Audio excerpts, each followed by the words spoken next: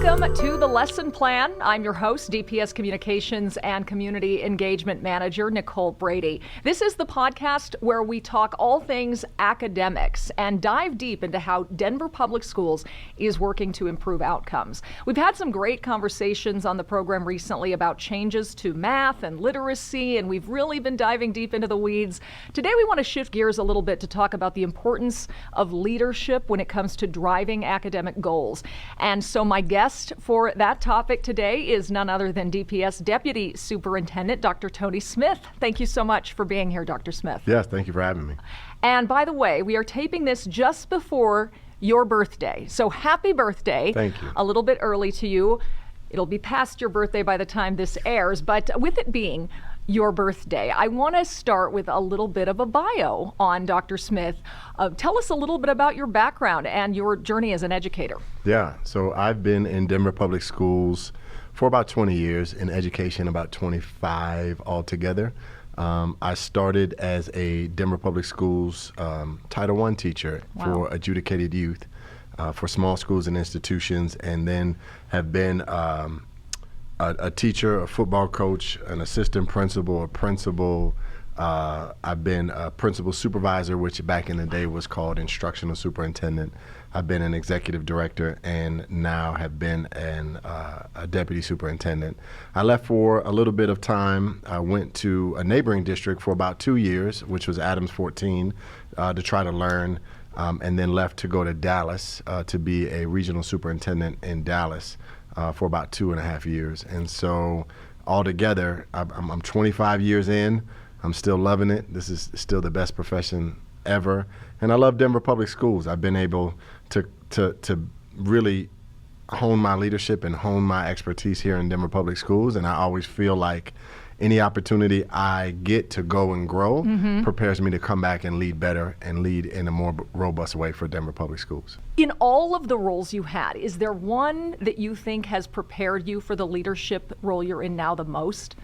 Yeah, that's a great question. I think it's a culmination of experiences. I think that life is live forward, but learn backwards. And so when I think about that, I really reflect on all the experiences I've had across my educational career and the people I've come in contact with and those who have helped mold my leadership.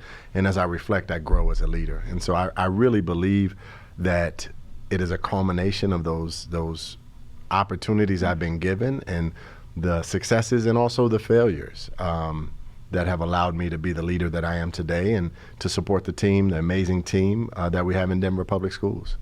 Well, and obviously, Denver kept drawing you back here. So tell us about the role of deputy superintendent. In case people aren't fully aware, we know the superintendent. Yeah. He's out front a lot. Are you sort of the man behind the curtain, or what's the best way to describe your role? That is a great way to categorize the deputy superintendent role. I am the one who's responsible for all of our academics and school-based initiatives, and really charged with meeting the goals that the board sets in terms of academics and achievement. And so when we think about the infrastructure of Denver Public Schools, I and my team are really set up to make sure that we meet those goals and create opportunities for school leaders and teachers and all of the system of Denver Public Schools to be aligned to the goals that we have and to meet the needs of our kids.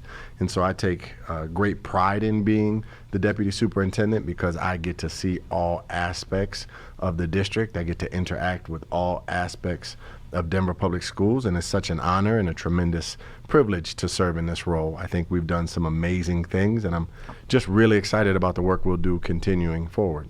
I am going to get to some of those amazing things, that amazing work, pretty soon here. But I want to ask, you spend a lot of time in classrooms. I know every Friday at least. At the minimum, you're in classrooms every Friday. Is that how you kind of check in at the ground level and see what's going on in our schools so that you're not just always looking at data, always managing from central office? Yeah, no, that's a great question. That's one of the ways we do it. I align my schedule so I can be there to see the smiling faces of teachers and kids on Fridays, but we'll every once in a while join a walkthrough, which happen throughout the week. I'll also go to professional learning opportunities, or I'll have meetings with leaders.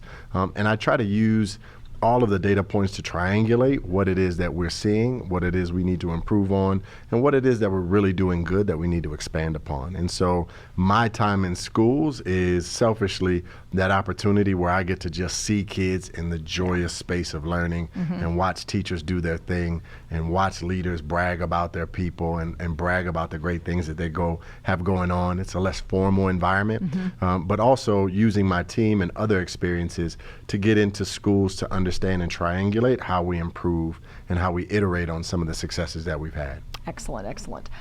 So getting into some of the data and the academics here, since you became Deputy Superintendent in 2022, I have to point this out, DPS has seen unprecedented results here. CMAS scores on math this past year were at an all-time high.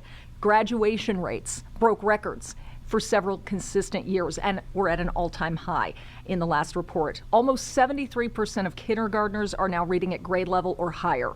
And of course, in September, the district celebrated being rated green in the state's performance framework for only the second time in DPS history. How is leadership playing a critical role in advancing these academic goals? Yeah, that's a great question. One thing you highlight but through that data point is that I always like to say we're a dope district and we got dope people. We just truly have some of the most amazing people across the state of Colorado. And I think the data, while not where we want it to be, is all-time highs. And that starts with the fact that we believe our students can do anything. We believe our teachers can do anything, and our leaders really show up every day to move the needle, whether it be mountains or molehills. They try to remove every barrier from students being able to learn. And so that data is a byproduct of hard work, really thoughtful and strategic inputs, and then progress monitoring along the way, with a group of people and stakeholders that really believe that Denver Public Schools kids can and will achieve. Our goal is 100%, and it's going to take us a little while to get there. What the data you recited shows us and tells us is that we're moving in the right direction. 73% of our kids being on grade level changes the trajectory of a kid tremendously and allows us to do so many things in the educational space. The more kids that come to us prepared to read on grade level and happy and excited about education in the third grade opens the door so wide. And so I'm excited about what Denver Public Schools will be able to do over the last has been able to do over the last few years, but the future is so bright because we believe we know talented, smart individuals that are just dogged about making sure we give kids everything they need to be successful. That really is the true. That's the true success, is how much people believe in kids, right? And once you have that, the people make the work happen, and it makes such an awesome outcome. Well, what type of input and feedback are you getting from the teachers and the families and community groups in those schools, and even students in shaping how you move forward? Yeah, let's start with the students. So when we go to classrooms, I often ask kids at the elementary level, what are you doing? Talk to me about what you're doing. At the secondary level, you like this? And at the high school level, why is this important? And overwhelmingly, kids give great answers, right? They really believe in what their teachers are showing them.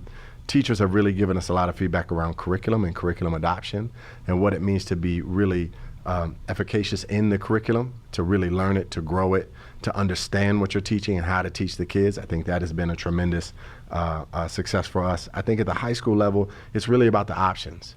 What options have we given our kids and our teachers to be able to teach in a way that excites their passion for teaching, but also gives kids an opportunity to be 21st century learners and to prepare them for college, career, armed forces, or whatever they decide to do beyond high school, to give them options and opportunities.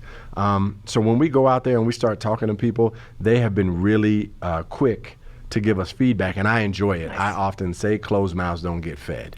And my grandmother used to say that all the time. And so when I think about that, if I'm asking for feedback, we really want to engage in a conversation that helps us get better. Our job is to support schools, teachers, school leaders, and students in getting everything they need to achieve. Understanding I don't teach not one student. So my job is to create a system that aligns and uplifts them to support them in doing their job better. Yeah. I've seen examples of that in the data mine where teachers, principals are able to come into DPS central office and tell the district what they need. How does DPS prioritize the highest need students and get those supports out to students who need them? Yeah, so you referenced the data mine, which the data mine is an opportunity for us to progress monitor collectively, but more so create collective ownership in the success of individual schools. And so everybody in the district is there so that their department is represented, and when a school talks about a need, somebody can be there to support that school with their need. That's the expectation of central office, is that when a school says, I need X, we show up and we provide X at the highest quality. And so what does that look like for us to truly understand what schools are needing? It helps us to see it, but also to hear it from the school leader. We have been able to truly move the needle with some of our schools on the state clock. I think when we started this journey, we had some ridiculous number, and don't quote me exactly, but I think we had like 16 schools on the clock. I think after request to reconsider this year, we'll only have 3 red schools and 6 on the clock. Wow. And so we've been able to collectively galvanize support for schools that moves the needle in achievement. I think when schools don't have the things that they need, or they need a little bit more intensive support, we've created the Elevate Network, which is a partnership between the district and the school to provide every resource possible for school leaders, for teachers, for students, for families, so that there is no excuse for them not to succeed and get to grade level as fast as possible. What we understand is kids don't have multiple 4th grades. And so we want to ensure that in that 4th grade that they're in right now, they're getting the best opportunities possible. And so Joe Amundsen and his team have really been thoughtful about how the Elevate Network wraps around schools and supports them in being as great as they can be. And we're seeing some really promising data come out of there, and some really strong information from kids, anecdotally from teachers, as well as from school leaders. Excellent. You also mentioned, though, maintaining the system as a whole, the health of DPS as a whole. That is a tough job, I would imagine, having to center equity, but still think about that system as a whole. How do you manage that as the deputy superintendent? Yeah, I think equity is who you are, not what you do. And so we really try to ensure that everybody understands that their responsibility when they accept the charge to teach, to lead, to work in Denver Public Schools, understands that our collective responsibility is educational equity. And so we start from that place, and then we develop from that place as well too. So we ensure that all of our initiatives have the core of equity at the center of them. We have a number of values. The one I actually love the best and think that it fits this question is integrity. When a student comes in, we promise them that we're going to give them a great education, and integrity is doing what you say you're going to do. And so how do we support every family, and how do we support every school in ensuring that we do what we say we're going to do, and we hold ourselves accountable to that? That's really important to me. And so when you talk about equity, I think there's so many different, for lack of a better word, directions or ideations around equity, but at the core, it's making sure that every kid has what they need to be successful, and that's our collective responsibility. And so I believe that the people we have in the district currently and where we're going in the future, people understand that, they accept that challenge, and they really are excited to make sure that Denver is the first district that achieves educational equity and eradicates that gap. Amazing. Beyond test scores, I want to ask, how are you measuring if other success standards are moving in the right direction? I guess engagement of students, health and wellness, mental wellness, all those things. Yeah. What do you see your role as in sort of overseeing those? I mean, even in the Office of Academics, mental health is part of that office. Yeah, so we look at, again, we go back to the data, and then we triangulate the data with the experiences and what we see and what we hear from students. We look at attendance, chronic absenteeism, understand why kids are and are not attending. We talk to families, we talk to parents, and we talk to kids. Like, hey, tell us a little bit about your experience in Denver Public Schools. What does that look like? But beyond that, school is more than just reading, writing, math, right? Social studies, science.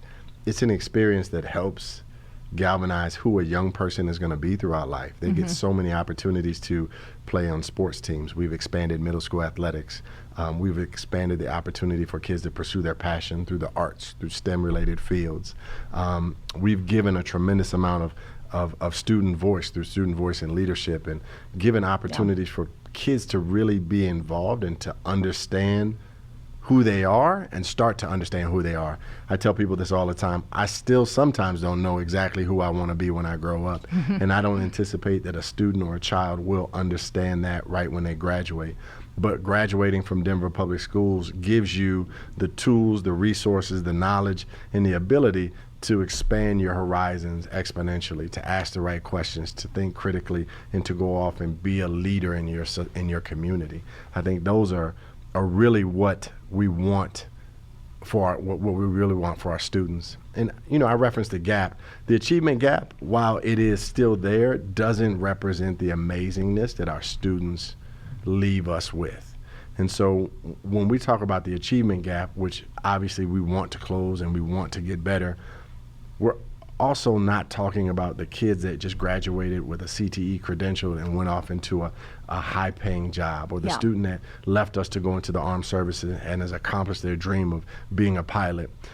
Denver Public Schools has such a rich history of successful people that have graduated from these schools and gone on to be Betcher Scholars, to be Gates Scholars, to do phenomenal things. We often hear about the Earth, Wind, and Fires, but we don't hear about the two-star or two-star generals that came out of Montbello High School, right? We don't hear that West High School has one of the largest alumni groups in the country. Wow. Right? Denver Public Schools is such a special and amazing place that people that leave us go on to do amazing things. And as a steward of that, as a deputy superintendent, I want to make sure that we continue putting out into the ether, into the world, greatness. And I know that our kids are capable of it, and I know our teachers and our leaders really want to do that. Yeah, it really is a unique and elite district, and being Colorado's really only urban school district in that way, it means a lot to say you're a DPS graduate. I want to get to sort of where we go from here into the future of DPS in just a minute, but to sort of segue into that, I know that you are incredibly interested in artificial intelligence, as everyone is right now, and how it's going to change our lives. I want to talk a little bit about that. You use it in your daily life here and there. How do you see it sort of changing education? Yeah, that's such a great question, and it leads us to so many different paths. AI is a tool that we're just now learning to understand. And I think similar to cell phones, the internet, Google, we are heavily invested in learning how to use this tool to advance students, to advance teachers, and to make our lives and our society better. That being said, we are going to soon come into a group of students or a subsect of our population who are AI natives. Similar with the Google native or the cell phone native, they're digital natives. And so we're going to have to really accelerate our understanding of how AI can be leveraged, but not just AI, quantum computing, the intersection of those two tools, the infrastructure around AI and quantum computing are also areas that we're going to have to better understand. And so the more learning that we do collectively, but also learn from our students. I often tell people that my sons taught me how to use AI. They taught me how to really engage in it in an educational context because I caught them cheating and using AI to write their essays. And as a former English teacher, I really was appalled by that.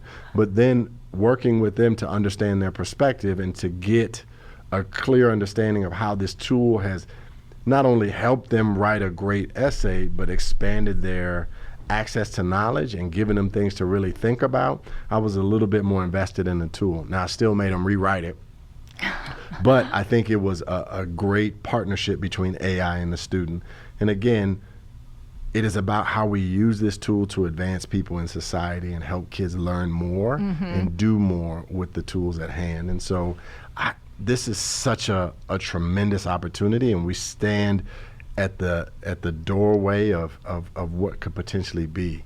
And I know we need our students to help us kind of cultivate Yeah. that, but also we just need to continue learning and use not only our community, but our business partners and our faith-based organizations to really have an understanding around what AI is, how it can be leveraged, and what it looks like to be used in Denver Public Schools. Yeah. So I don't know if that answers your question, but I get so excited because AI has really ripped the Band-Aid off a lot of things and provides such tremendous access that excuses start to fade away a little bit as to why we can't.